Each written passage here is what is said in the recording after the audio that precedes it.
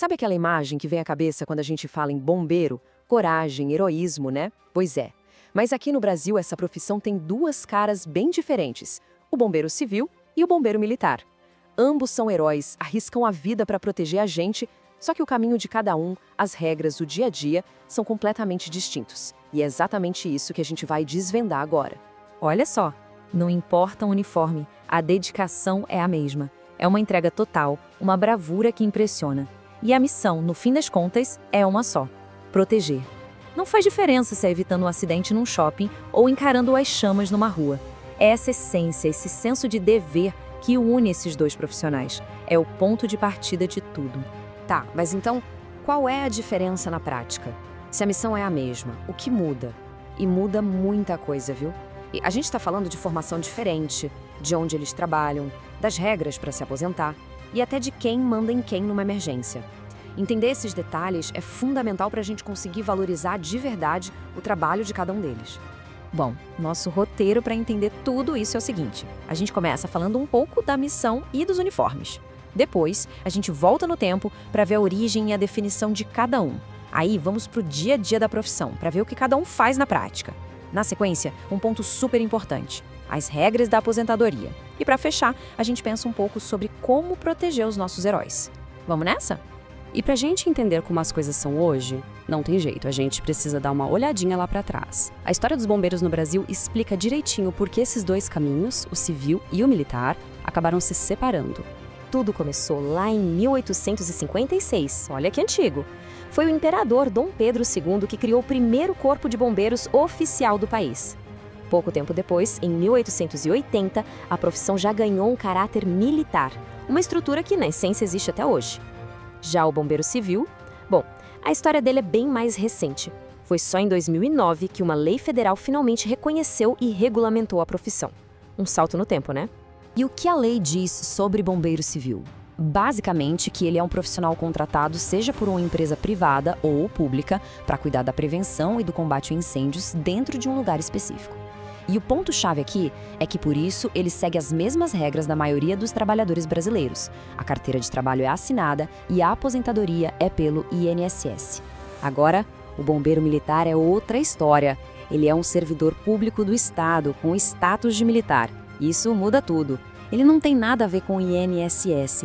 Ele faz parte de um regime próprio, um sistema só dele, com leis, direitos e deveres totalmente diferentes, tudo ligado diretamente à sua corporação militar estadual. Certo, já entendemos a parte da lei. Mas e no dia a dia? Como essas diferenças aparecem na prática? Porque sim, a rotina de um é bem diferente da do outro. Aqui a diferença é gritante, fica muito claro. Pensa assim, o bombeiro civil é o guardião de um lugar. Ele está ali dentro de um shopping, de uma indústria, de um hospital, trabalhando principalmente para evitar que o problema aconteça. É prevenção pura. Já o bombeiro militar é a cavalaria. É a força pública que atende aos chamados de emergência na rua, na cidade inteira, onde quer que precise. O foco do bombeiro civil, então, é ser proativo. Ele passa o dia inspecionando equipamentos, sabe? Verificando se os hidrantes e extintores estão ok, se as rotas de fuga estão livres. O trabalho dele é identificar e eliminar os riscos antes que virem uma tragédia. A presença dele ali, todo dia, é o que garante a segurança daquele espaço.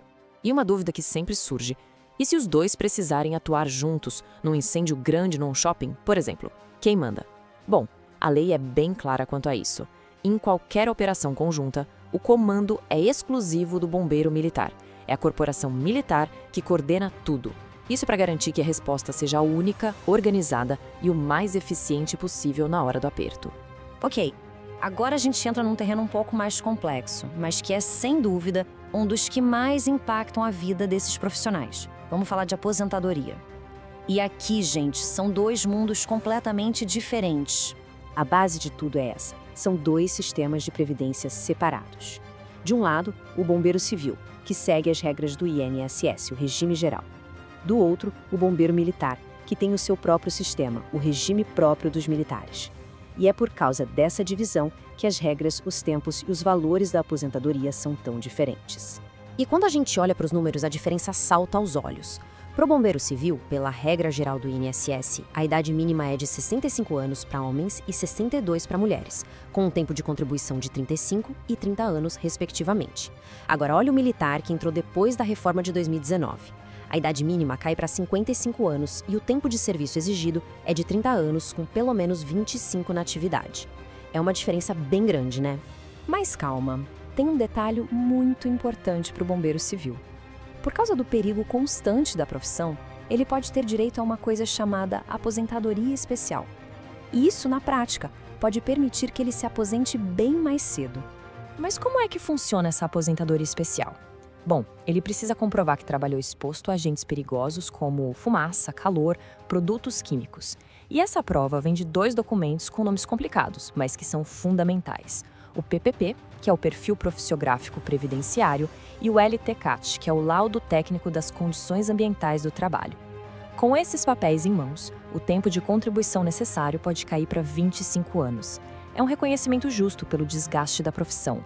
Já o sistema de aposentadoria do militar tem 2 regras de ouro que fazem toda a diferença. A primeira é a integralidade. Isso significa que ele se aposenta recebendo o valor do seu último salário integral. A segunda é a paridade, que garante que todo aumento que os militares da ativa recebem, os aposentados também recebem. São 2 benefícios muito significativos que não existem mais no regime do INSS. Claro, a reforma da Previdência de 2019 mudou um pouco esse cenário. As regras ficaram mais duras para quem entrou depois, mas para quem já estava na carreira, foram criadas regras de transição. Uma delas é o famoso pedágio de 100%. Basicamente, o militar que estava perto de se aposentar precisa trabalhar o dobro do tempo que faltava. Foi uma maneira que o governo encontrou de fazer essa transição. Bom, depois de ver tudo isso, a gente chega na parte final da nossa análise. E a grande questão que fica é: como a gente, como sociedade, garante um futuro seguro para esses profissionais que dedicaram a vida inteira para nos proteger? Então, para a gente fechar e não esquecer mais, vamos resumir as 3 maiores diferenças. Primeiro, o regime legal. Um é INSS, o outro é um sistema militar próprio, completamente separados. Segundo, o local de trabalho e a missão. Um foca na prevenção dentro de um local específico, o outro atende emergências na rua. E terceiro, a cadeia de comando. Se os 2 atuarem juntos, a liderança é sempre do bombeiro militar. Guardou aí? Entender tudo isso nos ajuda a valorizar o papel de cada um deles, que é único e fundamental. A jornada dos 2 é longa, difícil e cheia de riscos. Por isso, a reflexão que fica é essa: será que estamos cuidando bem de quem cuida da gente? Será que estamos fazendo o suficiente para que, depois de uma vida inteira de serviço, nossos heróis tenham a segurança e a tranquilidade que merecem? Fica aí o pensamento.